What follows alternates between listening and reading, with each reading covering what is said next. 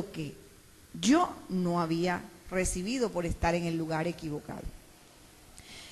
Era necesario que nosotros en esta enseñanza de hoy hiciéramos ese recuento histórico de la primera situación que viven Adán y Eva, del lugar donde ellos están ubicados y el lugar que pierden, porque nosotros vemos que a causa de ello Adán y Eva llevan consigo una vergüenza, y Adán y Eva entran a un lugar que es lo que nosotros conocemos hoy por nuestro entorno, nuestra tierra, y entran ¿a qué? A labrar la tierra, tienen que trabajar, tienen que producirla, y desde entonces los hombres empiezan a usar, los hombres y mujeres, vestimentas, porque ya esos campos nudistas se cerraron, ya no existen, y ya no podíamos andar nosotros, como dicen por ahí, en cueritos.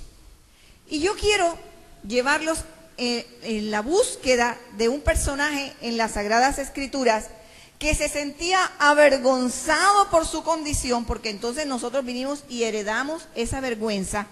Se sentía avergonzado por su condición, porque a causa de ella había perdido su posición. Vamos a hablar de un hombre, escuche bien, por eso me gusta repetirles, a un hombre que estaba muy avergonzado, porque a causa de su condición había perdido su posición. ¿Cómo es el título de la enseñanza de este día de hoy? A ver quién se acuerda. Aleluya.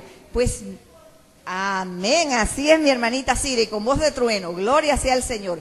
Bueno, hoy vamos a estudiar esa condición de un hombre que pudo haber sido rey, que pudo haber sido millonario, que pudo haber tenido todo lo que quería, todo un séquito de personas a su servicio, y estaba en la tierra del olvido y estaba viviendo como un mendigo, paupérrimo, siendo un hombre que hubiese podido haber sido un príncipe sentado a la mesa del rey, estaba viviendo en un lugar sin destino.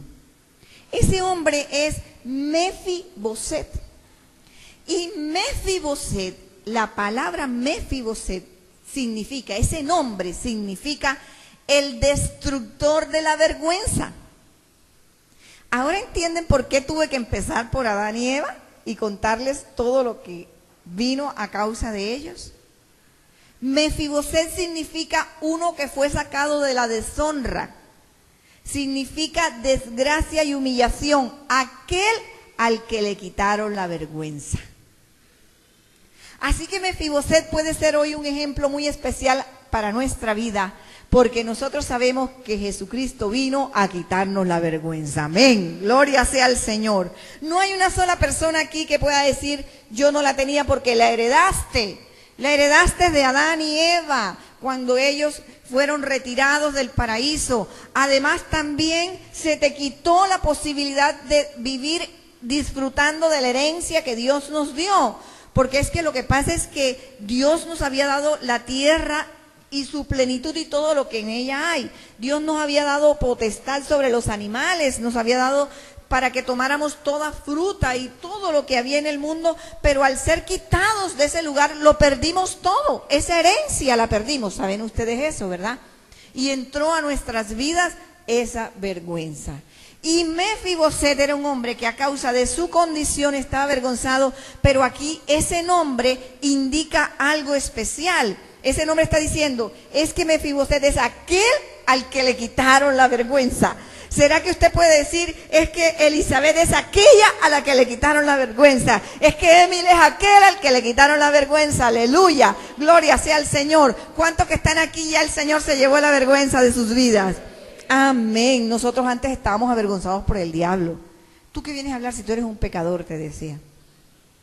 ¿Tú qué vienes a decir si tú, mira, no vales nada, eres peor que un perro muerto? Así nos dice el diablo, porque el diablo trata de destruir nuestra autoestima. El diablo trata de acabar con nuestra honra. ¿Sí sabe usted eso, verdad? Entonces mire qué importancia tiene la historia de Mefiboset, porque Mefiboset es aquel al que le quitaron la vergüenza. Para saber a qué se refiere esto, tenemos que estudiar la vida de Mefiboset. Vámonos a las Sagradas Escrituras, y ubiquémonos en el libro de Segunda de Samuel en el capítulo 4. Hoy hablaremos de Mefiboset, el príncipe olvidado. Amén. Este era un hombre que pudiendo tenerlo todo, no tenía nada. Solo tenía vergüenza. Él podía ser el hombre más rico de la comarca, pero no lo tenía. Pudiendo haber sido el rey y pudiendo haber sido el heredero de toda la fortuna de su abuelo Saúl, porque Mefiboset era nieto de Saúl, el primer rey de Israel, no tenía nada.